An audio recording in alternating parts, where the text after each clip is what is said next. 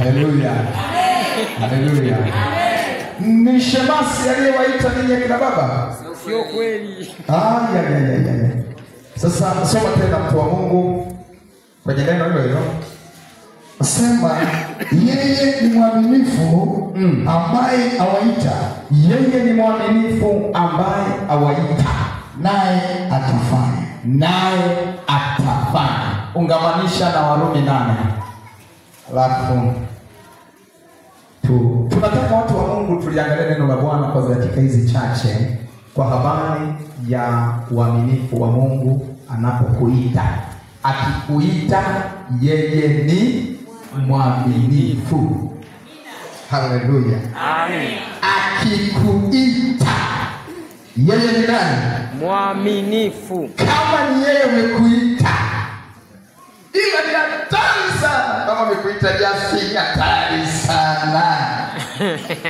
37 Warumi 8 mstari wa 37 linasemaje neno? Ilivyosema lakini katika mambo hayo yote, Lakini katika mambo hayo yote tunashinda na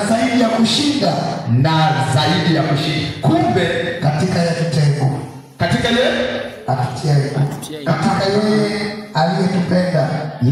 katika yeye aliyetupenda Bwana. Katika yeye aliyetupenda. Kumbe kuna maneno mawili ambayo na mimi ndio naanza kuyajua. Kumbe kuna kushinda, hilo ni neno moja. Tunaelewa watu wa Mungu inalaku? Amina. Alafu kuna zaidi ya kufanyaje? Ya kushinda. Kumbe kuna wakati unaweza kushinda lakini haijawa zaidi ya kufanyaje? Ya kushinda. Haleluya. Amen. Kumbe kuna kushinda na zaidi ya kufanyaje? Ya kushinda. Unasemaje mtumishi? Nasema hivi. Unisikilize vizuri. Unanisikiliza vizuri? Nasema hivi, kuna kushinda, halafu kuna zaidi ya kufanyaje? Ya kushinda. Kushinda ni aje? Na zaidi ya kushinda ni aje? Very simple, rahisi sana. Rahisi sana. Yes. Haleluya. Yes. Ni rahisi sana kuelewa kushinda na zaidi ya Kushinda. interview. Usahili. Tangazo. Serikali ya kijiji cha Ilalanguro inatangaza nafasi za kazi. Amina. Kutakuwa na nafasi 5 za kazi migambo. Tunataka migambo 5 ambao wanaingiliza wanaoiba nyavu. Sifa za mwombaji. 1.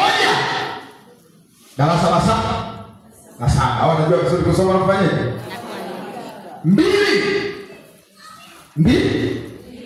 2. Awe amepita mgao. Sawa. Alafu watu wanakuja, unafanyiwa ile interview. Kwenye kusoma mambo fresh. Alafu wanasema hivi, huyu aliyepita mgambo au na cheti ambacho kina max, kilipata alama ambazo sio chini. Kule kwenye mgambo aliandika alama, amefaulu kwa alama 50. Kwamba isiwe chini ya 50. Ya 50. Hapo wewe pale unaenda. Sasa. Jina lako inaitwa Kibindigiri. Kibindigiri unatoka wapi? Natoka Kisekandie kijiji. Sasa unapewa mtihani wa kusoma. Unasoma chapu. Hapo unafanyaje? Yamishi. Asema hapo kwenye kusoma fresh. Leta cheti cha mgambo. Unaonesha cheti cha mgambo, walisema max ngapi? Alafu anakuta wewe una 90. Una ngapi? Si tu kwamba umeshinda na zaidi ya kufanyaje? Umeenda kwenye zaidi ya kiwango. Zaidi ya alafu kuna kushinda kwa maana ya vigezo vile walivyosema. Huyu aliyepata 50 na yeye ameshinda. Huyu aliyepata 60 ameshinda. Huyu aliyepata 90 ameshinda. Si tu kwamba ameshinda na zaidi. Haleluya, haleluya. Jamani, Ilalanguro, haleluya. Ilalanguro, hoye. Namutego wa noti, hoye. Nakule Kigurwe,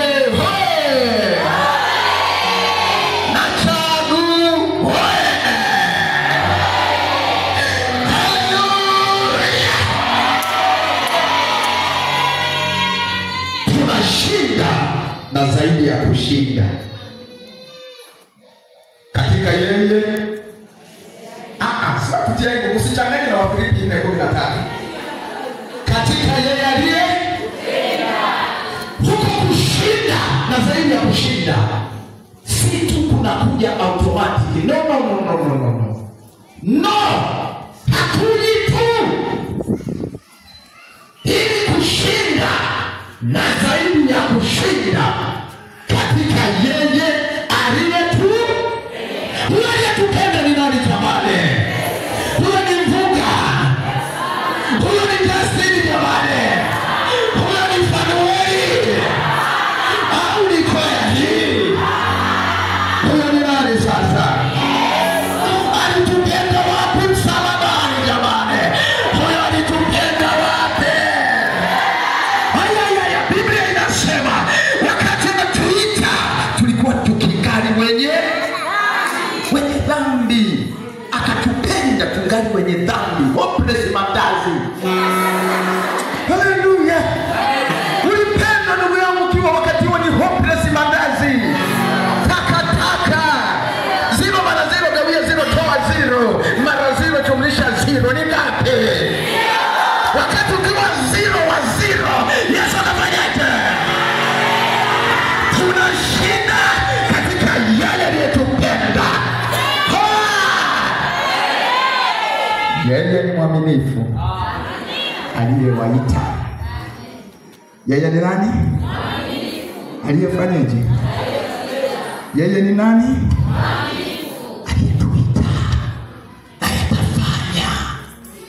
Naye atafanya. Mwidiwe jamani. Nyie vijana wangu, mbona mnacheka sana? Wewe unatoka wapi?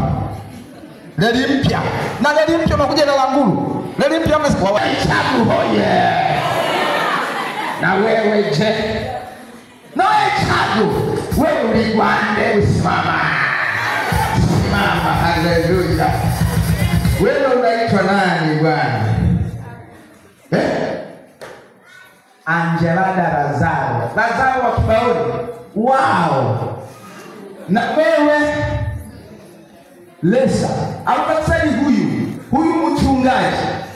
Huyu mwenye maarufu jina anaitwa Mchaga. Wow.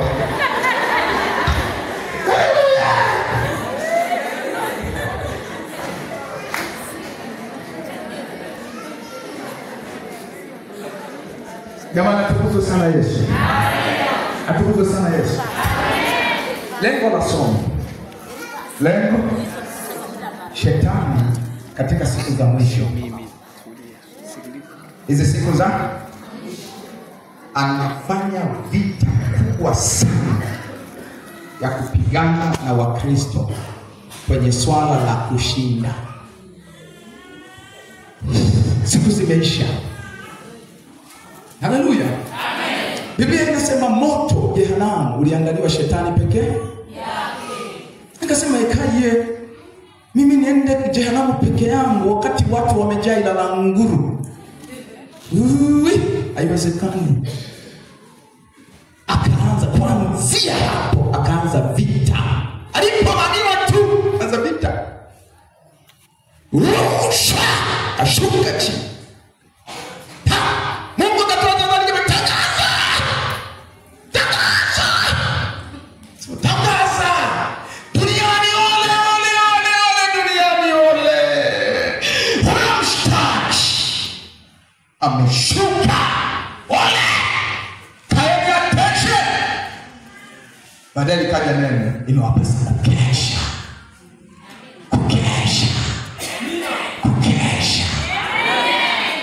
Anatafuta watu wapendana kumsindikiza. Hakuna harusi na ukosa wasindikizaji ninyi wa mama wa Languru.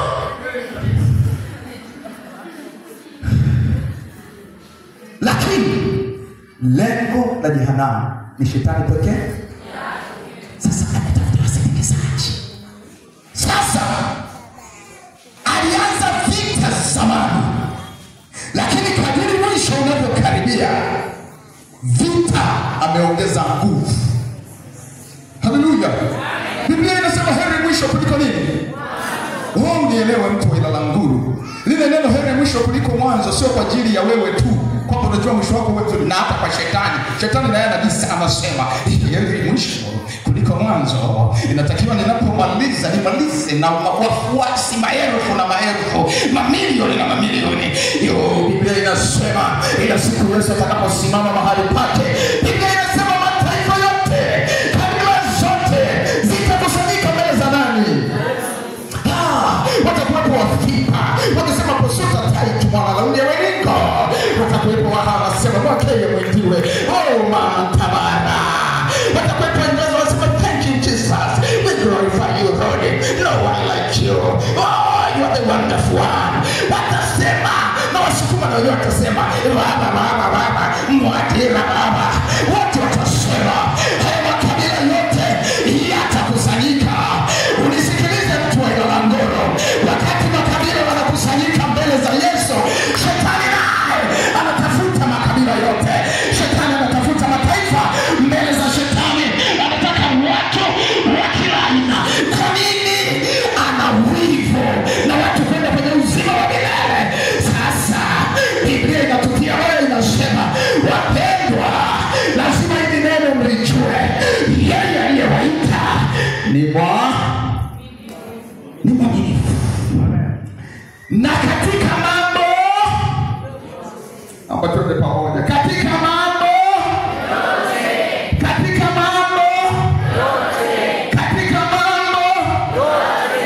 tunashinda, na sio ukiwa mwenyewe, katika yeye huwezi kushinda nje ya Yesu. Haiwezi. Lengo la somo ni kuongeza imani kwa ajili ya kusonga. Kuna shimo, unasonga. Kuna mlima, unasonga. Kuna mporomoko mkali, unasonga. Mporomoko inaweza kuwa magonjwa, inaweza kuwa ndoa, inaweza kuwa changamoto mama kwenye huduma, mishale. Unafanya huduma kanachoma.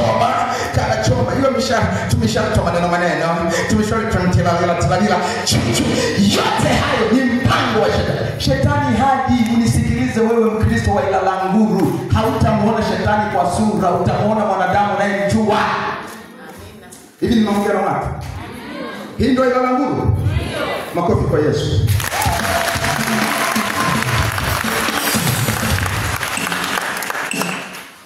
Tunashinda katika mambo yote. Huwa ninawaambia watu, shetani ambaye shetani kimshinda leo kimshinda nani? Tunalala vizuri.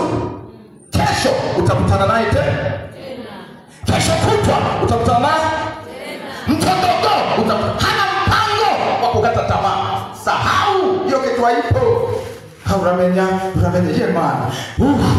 Ili jaribu kweli jaribu likuze, none liraheze. Ili jaribu ni kubwa sana, sasa limeisha. Ukisema tu hivyo, jaribu likiisha ni mwanzo wa jaribu lingine. Wewe mtu wa Ilala Nguru,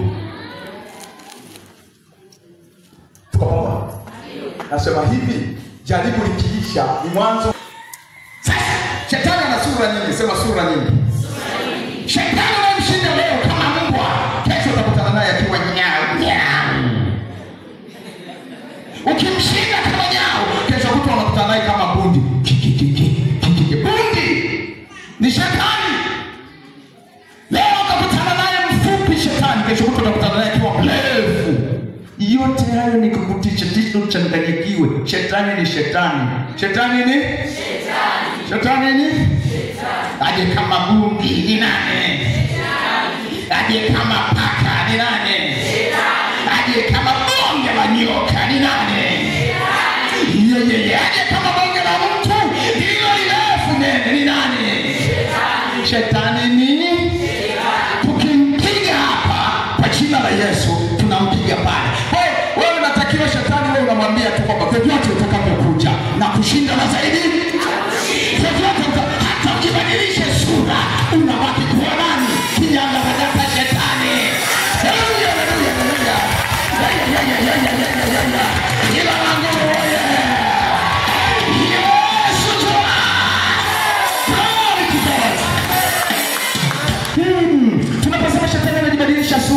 inamaanisha nini? Leo anakuja kama ugonjwa, kesho anakuja kama changamoto kwenye ndoa, kesho kutwa anakuja kama mtoto hoi anakusumbua, mtoto kichwa kinawanga hulali, hii tondogo, uchumi, hera, amagambo hii hera, mpaka hulali, hera, helanya, huna hera.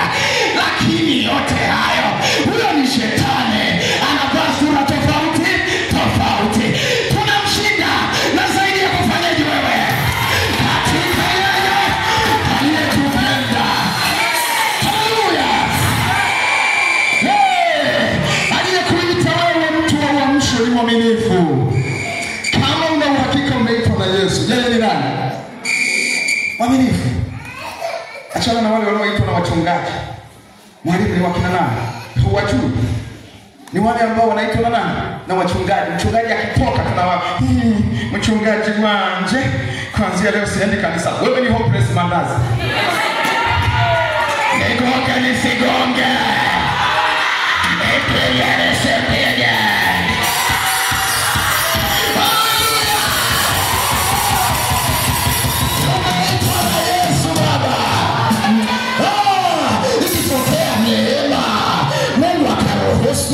Baba wakamwoa ang'oke aende salama. Tulimpenda lakini mbingu zimempenda zaidi. Tutabaki na nane.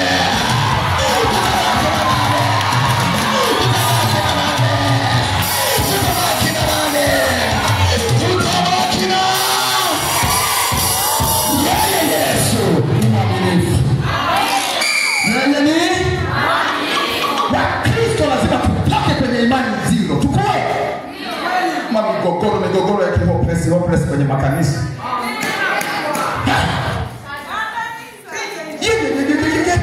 Aliyekuita ni nani bwana? Ni Yesu. Huyo ni mwaminifu. Hujaitwa na Mungu hapa. Unajua mama fulani wamemsukuma sana kwenye kwaya. Hawampendi. Mwenyekiti hampendi kwenye kwaya. Analeta haka.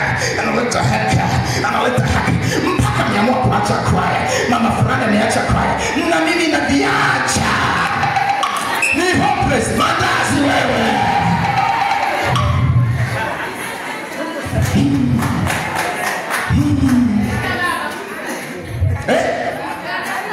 Unasema nikatamise? Kabisa. Iya ya gani wewe?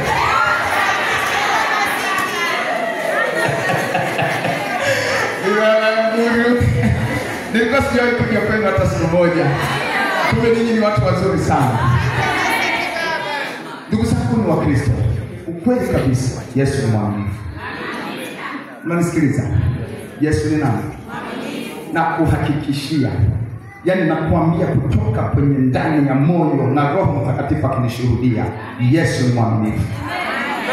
Hutakufa, Yesu ni mwaminifu. Hutazama, Yesu ni mwaminifu. Hautapata chochote, Yesu ni mwaminifu.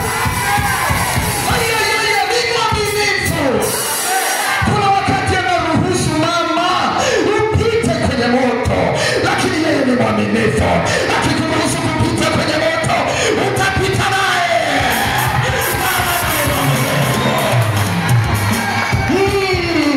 Kuna wakati Yesu anaruhusu kupita kwenye maji. Biblia ninayoisoma inaniambia, ujapopita katika maji, ukiendelea kumwangalia Yesu, atapita na wewe. Haleluya. Unasemaje mtumishi? Ninasema hivi, kuna wakati Yesu ataruhusu watu wakutupe kwenye shimo baya, na wale watu wanakutupa eti usionekane. Habari njema kutoka mbinguni ni kwamba wakati wanakutupa kwenye shimo, na Yesu ataenda na wewe.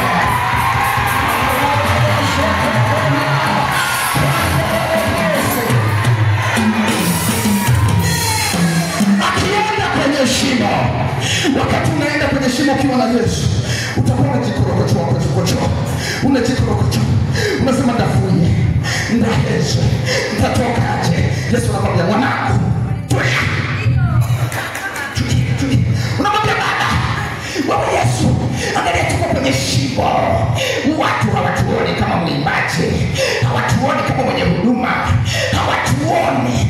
Yesu wana uwezo, hebu nitoe. Anakwambia tulia, mambo mazuri hayataki.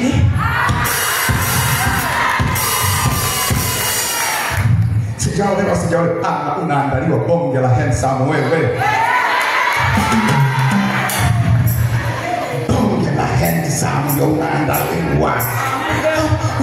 Nataka nife, ameniacha. Alikuwa ananipenda huyo, alikuwa anasema kinywa maji, ananiona kwenye grasi, sasa ameniacha. Nataka kufa, nataka nife, ameniacha. Usife dada, handsome ya kweli inakuja. Sikia makofi kwa Bwana.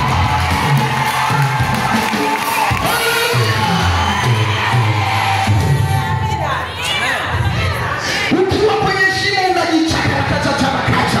Yesu anakuambia tulia, ninakukomaza. Ukitoka huko unatoka fire, wewe utakuwa fire. Maana utatoka kwenye shimo ukiwa uko imara. Wakati huo umetoka kwenye shimo, hakuna wa kukuzuia. Wewe utasonga mbele. Ikija milima unapiga, ikija mashimo umeiva. Nauliza jamani, wakati wanataka kuendelea kusikiliza?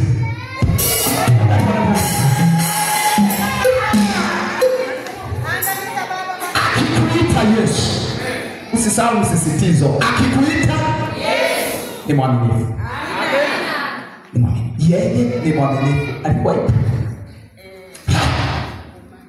Na changamoto ni sehemu ya Mungu kuwa mwaminifu.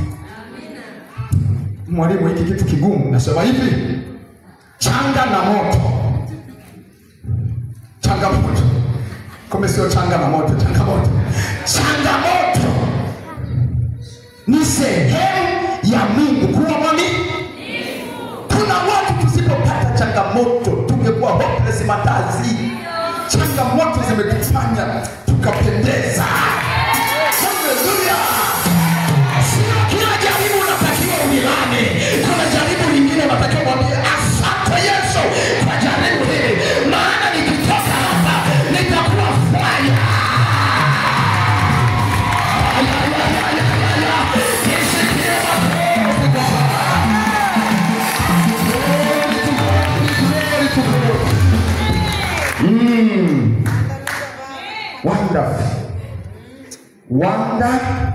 Wonderful. Anatukomaza. Aliyekuita ni mwaminifu. Petro, no. Yohana, no. Yakobo, wana wa Zebedayo, no.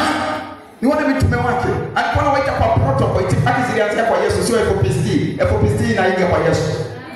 Unajua bila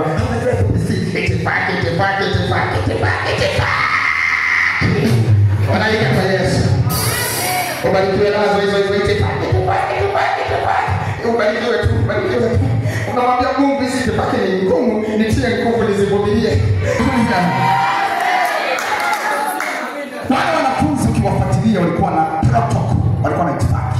Na Petro alikuwa boss wao. Katika mfumo Yesu alikuwa anamwandaa kuwa kiongozi wao. Unakumbuka anasema shetani ametaka kupepete mimi ninachofanya ninakuambia wewe Petro peke yako. Ukiokoka na wengine utawaimarisha. Kuna watu Mungu anawapaga vitu sio kwa ajili yenu, ni kwa ajili ya watu wewe. Unataka kusema nataka kuongea jambo gumu. Niongee jambo gumu. Kuna wakati Mungu anachofanya anaruhusu jaribu. Ni kama kwenye kanisa ninakuona wewe tu. Bonge na jaribu. Kilitoka hapa kinarudi hapa. Narudi na hapa. Kwamba nashukuru Mungu cha hapa kimeisha, sasa kimekuja hapa.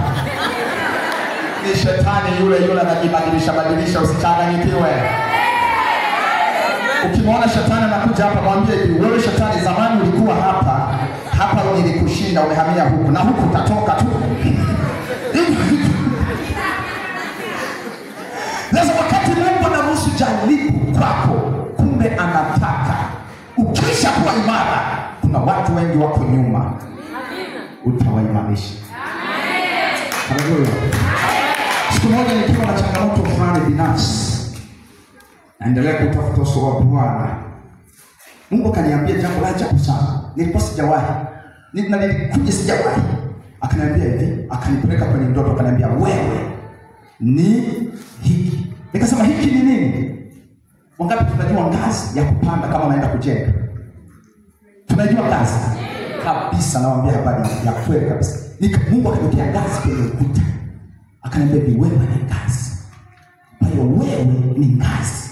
Kuna watu huwa imani zinasogea kwa sababu ya wewe. Maana yake wewe ni ngazi, watu wanakukanyaga, wanapanda, wanafika kwenye viwango kwa sababu ya wewe. Haleluya. Kwa hiyo akaniambia wewe kama ngazi lazima uwe imara. Yakija yale nakuta, uwe imara. Walionielewa waseme amen.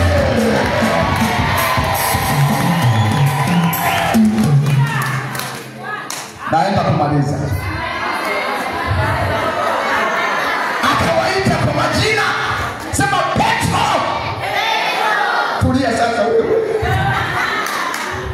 Petro akasema niko hapa. Yohana akasema niko hapa. Sema sasa na waswaga. Kumbe Yesu anataka endelee kuwapima. Nendeni mvuke ng'ambo. Wakati nyie mnaenda mimi nabaki. Yesu sasa anaanza kuwajaribu. Nendeni ninyi wenyewe, mimi nafanyaje? Wakaanza safari kwenye maji. Maji ni dunia, upepo ndio hizi changamoto za shetani, ndio upepo. Ukiona unaota ndoto uko kwenye bahari unaogelea, mama jipe moyo, mwambie Mungu akusaidie. Maana yake uko kwenye dunia, tunaogelea tena kwa shida. Maana yake mbele kuna vitu kwenye ulimwengu wa roho vinakuandama. Wakati unapiga hatua ya kwenda mbele, zenyewe zinakurudisha nyuma. Habari njema ni kwamba tunashinda na zaidi ya kushinda katika yeye aliyetupenda. Wakaenda. Petro akamwambia, wewe Andrea, kama takasia. Na uzuri huku inalangu nikiongea mambo ya kasia inaeleweka vizuri sana. Kama takasia na wewe na nikamata, utakuwa unasengua maji. Wewe Yuda Iskariote pumbafu, kazi yako utakuwa unasengua maji. Akaanza. Mmoja amekaa huku kwenye tent na mwingine kule. Yesu hayupo. Biblia inaniambia wakakutana na upepo wa hatari. Wanaenda, shetani anawazuia, anawapiga. Kwa nini? Yesu hayupo. Hutamshinda shetani bila Yesu. Nasema tena kwa herufi kubwa, kamwe hutamshinda shetani bila kazi ya msalaba. Haiwezekani watu wa Mungu. Haiwezekani. Wanapiga bonge la upepo, wakitaka kusogea hawaendi.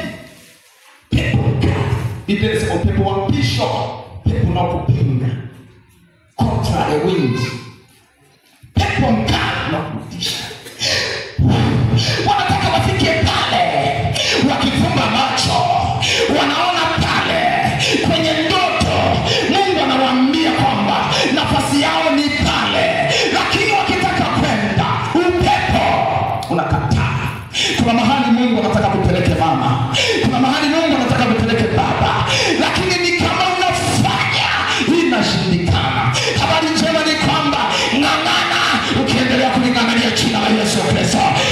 Ni swala muda, ni swala majira. Unafika.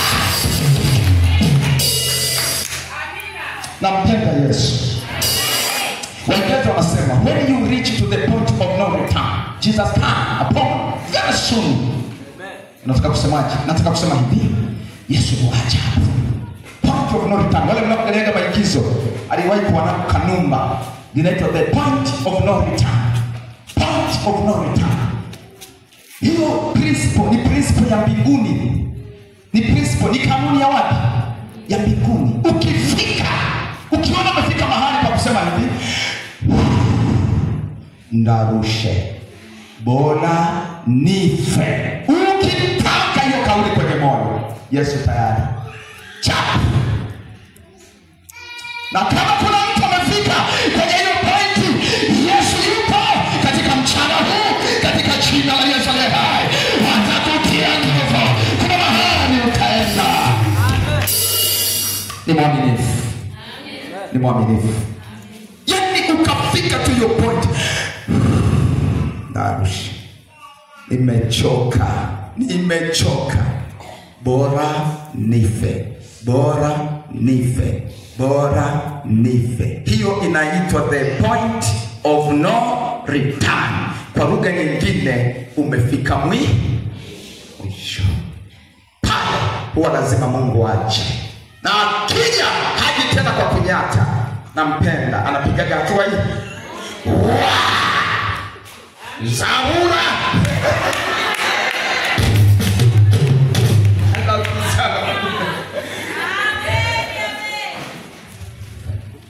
Na kuzabura kwenye maji. Wakati wako anawafanyia nini? Anawafanyia ili tunahitaji ile practice. Anawafanyia mafunzo kwa vitendo. Kumbe anawachungulia. Anaona piga makasia. Hali imekuwa mbaya. Kaona wamekata tamaa, wamechoka, wanaelekea kuzama. Haleluya. Wanaelekea kuzama. Kwa kuwa Yesu ni mtaalamu, kwa kuwa yeye ni mwamba wa miamba, kwa kuwa yeye ni mfalme wa wafalme, kwa kuwa yeye ni jiwe wa majiwe, ni Bwana wa mabwana, ni nyoka wa shaba. Yeye ni mwanzo, halafu ajabu sana. Yeye huyo ni mwisho. Haleluya. Akasema wanangu, hali yao ni mbaya. Alikuwa anapima news, maana yeye anajua hiyo. Anaona kipimo chao kimekuwa kikubwa. Anasema nikiwacha nikikawia, wanaenda kuangamia wao. Safari imekuwa ngumu kwenye hiyo dunia, na upepo, changamoto vinawatesa, hawaendi. Akatoka mlimani, ana mafuta ya Roho Mtakatifu. Na Jumapili kwa siku ya Pentekoste, sasa ana nguvu. Tunashinda katika nguvu, katika ile kitiani. Piga hatua kwenye maji. Wakiwa kwenye chombo. Chombo ni nini? Chombo ni imani, ina tafsiri nyingi. Chombo chako hakikupeleki, imani yako haikusogezi. Chombo kina hali mbaya. Chombo ni kibebeo. Imani kwa Kristo ndio kibebeo. Biblia inasema, na huku ndiko kushinda, kuwashindako watu wa Ilanguru wanaotumiwa na shetani. Hiyo imani yetu. Na huku ndiko kushinda, kushindako ulimwengu. Imani ni chombo muhimu. Imani kitoboka, umetoboka vibaya sana.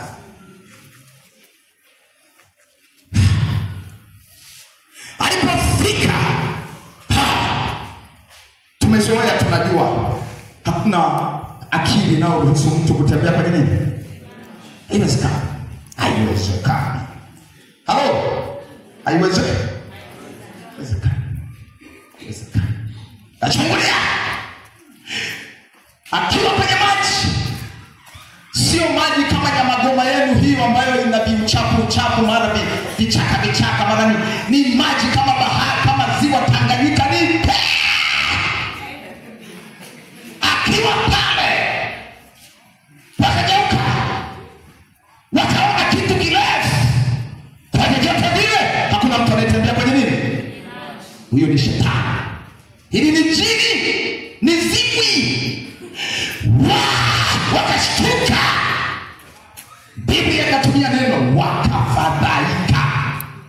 Nini maana ya kufadhaika? Kufadhaika ni extreme fear, uoga uliopitiliza. Ndio maana ya kufadhaika. Ni swala la kiwango cha kuogopa. Ukivuka kiwango cha kuogopa inaitwa kufadhaika. Acha bwana, hujaona mtu aliyepata na uoga wa kweli. Ukipata na uoga wa mfadhaiko, mikojo inatoka yenyewe. Nawaambia habari ya kweli watu wa Mungu.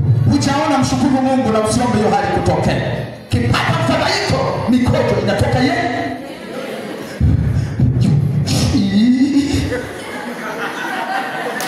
Unasema wow, nimeharibu hali ya hewa. Na ukiona umefika hivyo, ukapona, mshukuru Mungu. Kawaida unaweza ukafa. Manake moyo unafika kwenye viwango. Kwa walipofadhaika, Yesu akaona wanataka kufa, akasema msiogope. Ni mimi niliyewaita.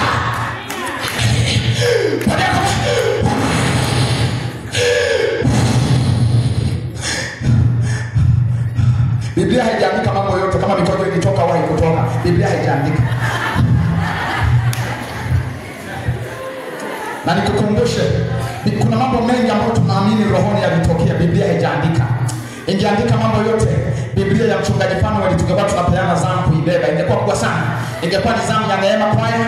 Tunasema Jumapili ijayo kwaya ya Amsha mtabeba Biblia. Ingekuwa bonge la kitabu mwanangu mnalisengeta. Lakini machache yaliyoandikwa yana nafasi ya kutupeleka wapi? Mbinguni. Yaliandikwa kama summary. Yanatutosha kusonga. Biblia ni neno la Mungu lenye uzima.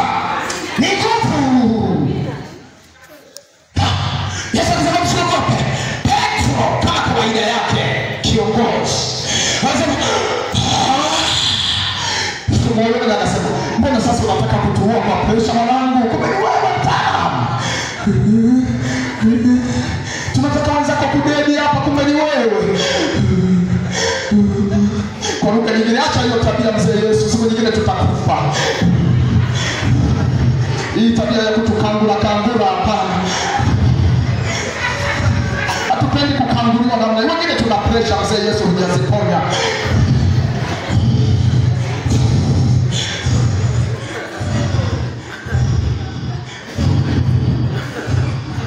Anatukulia ili moyo urudi pahali.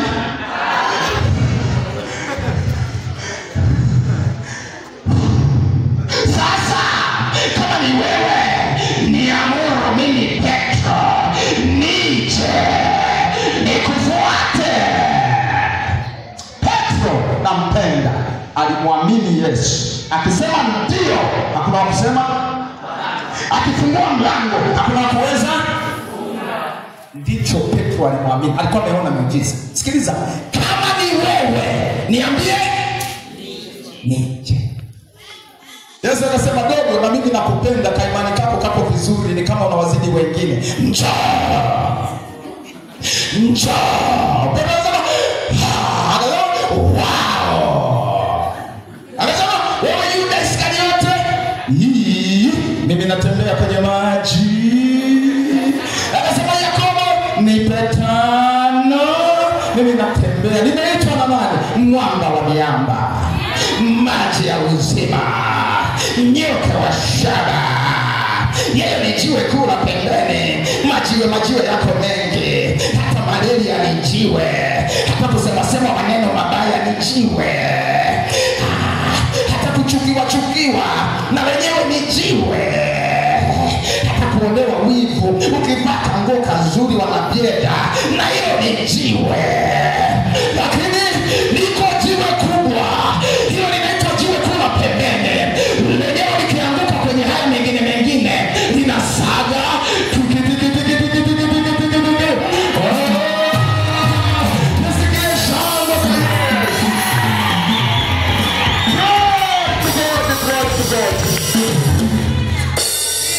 Yani ukisuka tumbele tuzuru kitutikisa hivi, wanasema kimwangalia na kujishauri. Na mimi nakwambia, tukija tukidondoka tikisa kwa maponzi.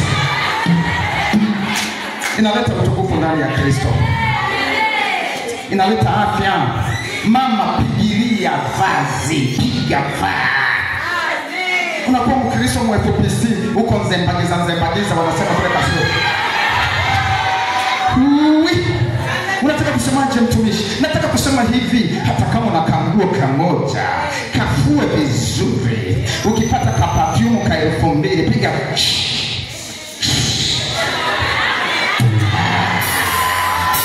Unasemaje mtumishi? Ninasema hivi, hata kama huna hela ya kununua mafuta ya 10,000, tu mafuta kwa 500, tupige vizuri. Ukitupaka na Yesu akiwa ndani yako, utaonekana unasayangana.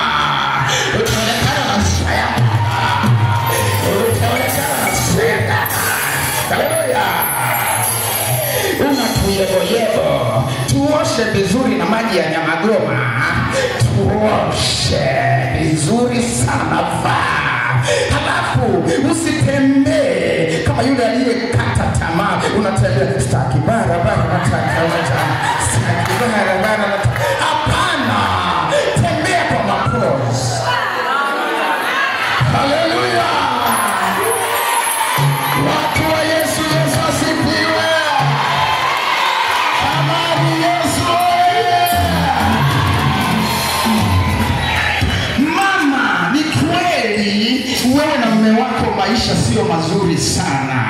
Baba ameleta tudagatwa Mwanza na ulikuwa unataka ununue viungo vingi lakini huna. Nunua hapo kanyanya, tule tunyanya bicha. Nilituona sokoni kwenu. Tule tunyanya bicha. Nunua ucho na tumawese. Chalangiza chwi. Halafu unakuwa unamwambia Mungu, najua leo ni tudagaa. Kesho Mungu utakuwa vizuri. Kesho utakula nyama. Chalangiza. Jamani wa mama wa Ilala Yesu John. Hebu nisikie kigeregere kwa mama. Haleluya. Sio mama kwa kuwa mume wako hana kitu unakata tamaa mpaka kwenye kupika. Unapika tu vidagaa, vitunguu, unakata vizima kama mapua, vyote unaweka humo. Halafu unajaza maji. Utasema mtu wa Nyamagoma wote kwa choka.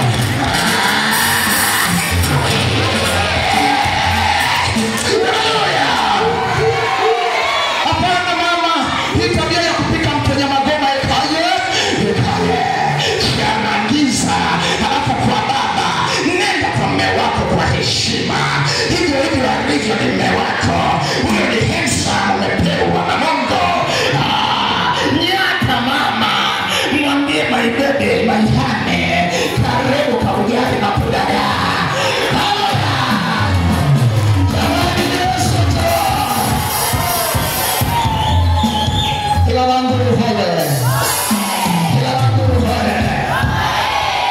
Tunaokoka tunakuwa kinzembaliza. Nakuta mtu akivaa yebo nyeusi na ya njano.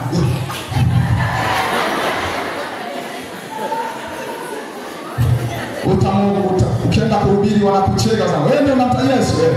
Yesu anaweza akuwezeshe kwanza yebo ya njano na nyeusi.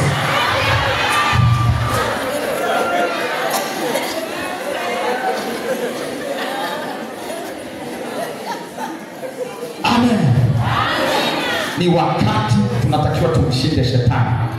Kuna mambo mengi yanatuogopesha. Ndoa shetani anazitumia zimekuwa changamoto. Watoto wamekuwa changamoto. Mambo mengi mama, hasa fedha ni changamoto. Mimi nakwambia aliyekuita ni mwaminifu. Kaa kwa Yesu. Kaa kwa Yesu. Petro akawaga wenzake, akaanza kutembea juu ya maji. Kwa sababu ameitwa na nani? Kaenda. Shetani ni mjinga. Siku kuwa na tabia, akiona una furaha ni kama kamwili kameongezeka. Ukilala usingizi unapata ka usingizi, anakuonea sema utajidai. Shetani hana upendo mama baba. Shetani hana upendo hata siku hii. Alipoona Petro yuko kwenye maji, akasema akasema hii ni hatari, siwezi kuiacha. Hii siwezi kufanyaje? Akaleta jaribu la kwanza. Shetani ana uwezo mjue. Mungu ana uwezo mkubwa sana na shetani pia nao. Kama nadhani na kudanganya, kamuulize Musa. Musa alifanya fimbo ikawa nyoka na shetani akafanya fimbo ikawa nyoka. Na uwezo. Akasema pepo, jaribu njoo. Nenda kwa Petro, atajidai wewe mjinga huyo. Yuko nenda kule kwa Yesu. Nenda njiani. Ukamzuie asifike anapotakiwa kufanyaje? Kuna mahali unatakiwa kufika. Kuna mahali unatakiwa kufika. Mtu ana nguvu. Usikubali shetani akakuzuia. Amina. Kaenda mbele. Kaenda. Akamtishia. Shetani kazi yake ni kutishia. Petro akasema nimeitwa na nani? Maana no. Shetani kimshika leo, utakutana naye wapi? Petro akazidi kusonga mbele. Sema sasa, anamwangalia Yesu. Macho yake yako kwa Yesu. Mtaba. Shetani kajipanga, akakusanya nguvu, akaongeza kale kajaribu kama kakubwa. Kaenda tena mbele yake. Petro akasema, "Yuko Yesu." Songa. Shetani akasema, ngoja nikuoneshe mwanangu." Shetani akakusanya. Shetani popote anapobadilika sura bado ni shetani. Ni shetani tu. Tunamshinda kwa jina la Yesu aliyetupenda. Amina. Akakusanya nguvu. Shetani akaenda kwa vitisho vya hatari. Nguvu zote. Lengo Petro asifike. Akaenda mbele yake na ilikuwa bado kidogo. Shetani ana tabia ukiwa unakaribia mwisho ndio anaongeza nguvu. Alipotoka pale, shetani akatokea. Atokea kwa upande, kwa upande. Anapiga mshindo unamgusa mpaka na kwenye maji. Shetani akaona bado.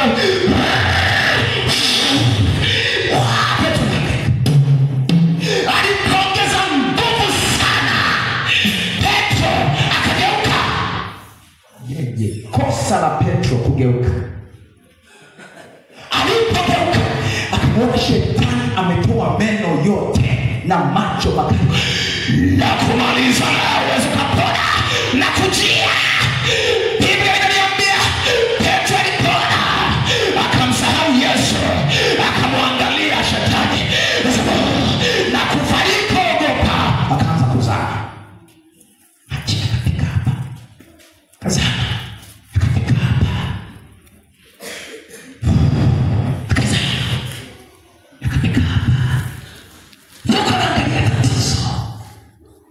Amemwacha Yesu.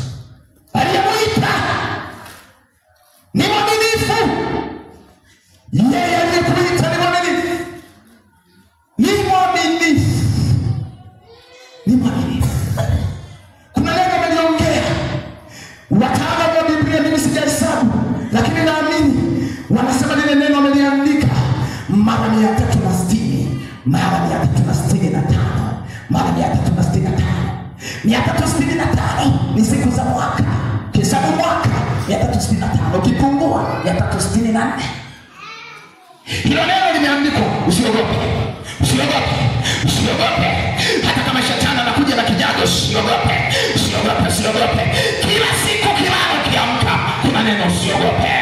Uko kitandani unaota ndoto ni kama machawi yanakubeba. Kuna neno kwa ajili yako. Nalo linasema usiogope. Mama una mimba, ni kama unalala, wanakandamiza mimba, wanataka kuitoa hao wachawi. Iko neno kwa ajili yako. Usiogope. Nisikilize baba. Iko changamoto ya kiuchumi. Iko neno kwa ajili yako. Usikimbie familia. Usiogope. Kanisani michango imekuwa mingi. Kanisani michango imekuwa mingi. Iko neno. Michango ni changamoto za kutupeleka kwa Bwana. Iko neno. Usiogope. Usiogope. Usiogope. Hilo neno ni neno lako kila siku. Ni neno lako unatakiwa uliimbe asubuhi. Uliimbe mchana, jioni na usiku. Usiogope. Usiogope. Usianguke. Fear not. Usiogope. Petro wakati ameangalia akazama, maji yakafika hapa. Yakaja kwenye mdomo. mpigo wa kibaba cha tazama, alipopiga akapiga. Nisikilize, unapofika kwenye point ya kusema bora nipo, umekata tamaa, Yesu anafanyaje? Wakati akiwa kwenye hiyo hali ngumu, Yesu ni kama kapeleka neno, akamwambia Petro, mimi ndio niliyekuita, toka kwenye mawimbi niangalie mimi. Petro akawa kama aliyezindukana, akasema wow. Akamwona Yesu, sasa nilikuwa nimeomba Yesu, Baba niokoe. Simama juu kwa Mungu, simama juu. Simama juu, haleluya, haleluya. Yesu niokoe. Yes. Niokoe. Niokoe Yesu. Yesu akasema, kila niitaye lazima tujue na jina lako. Bwana, takuwa ameniita, takuokoa. Akamnyosha mkono, kamkamata. Nilipomkamata, akamweka juu. Kama ni wangu, mimi niliyekuita. Kwa nini uliona shaka? Kwa nini uliona shaka mwanangu? Yesu ni wa msamaha. Funga macho, tafakari. Habari njema ni kwamba iko neema ya Mungu. Na kama sio Mungu, tungekuwa tulishaacha wokovu. Huyo Mungu ndiye anayetusaidia kila itwapo leo watu wa Mungu. Mungu anatusaidia. Mungu anafanyaje? Tusaidia. Mimi sijui ni wimbi gani liko mbele. Habari tu njema ni kwamba Mungu aliyekuita ni mwaminifu. Usiogope. Yesu akikuita, usiogope. Usiogope. Usiogope. Usiogope. Usiogope. Usiogope. Waimbaji sijui mpo, tunapenda kumshukuru Mungu. Haleluya. Usiogope. Uko msalaba unaotupa nguvu. Mbisha kawimbo kidogo mwimbaji. Sawa sawa na Roho Mtakatifu anavyokuongoza. Twende tukamshukuru Mungu.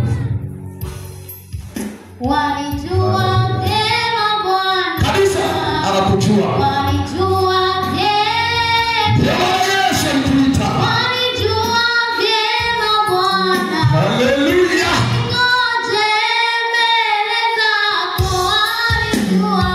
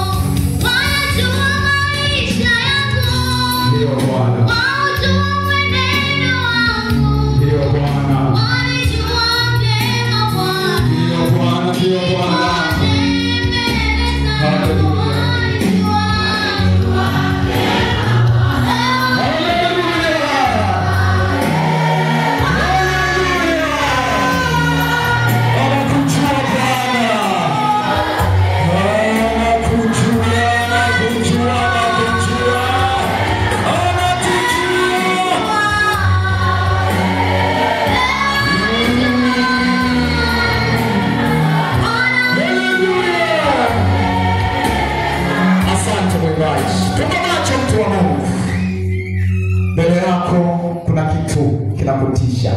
Yuko Bwana kwa ajili yako. Endelea kutafakari hilo ambalo ni gumu. Nataka nikwambie yuko Bwana. Yeye ni mwaminifu. Na ndio maana ule mwaka ulizani hautaumaliza, ukaumaliza. Na hii ni 2025. Habari njema kutoka mbinguni. Hata 2025 pamoja na misukosuko utavuka. Ni lazima ufike ng'ambo yako ambayo Yesu amekusudia.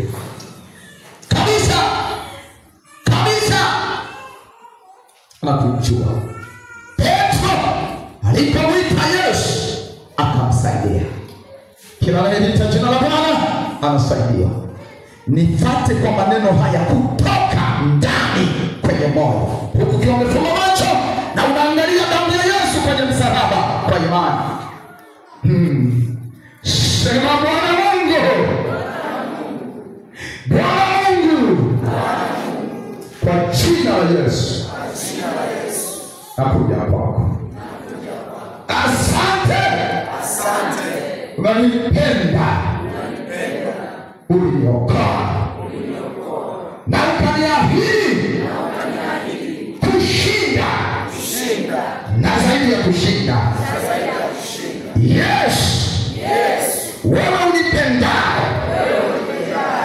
Ninapata mashaka. Ninapatwa na mashaka. Wewe unisaidia. Nisaidie. Nisonge mbele. Nisaidie. Nishinde. Nisaidie. Nisaidie. Nisaidie.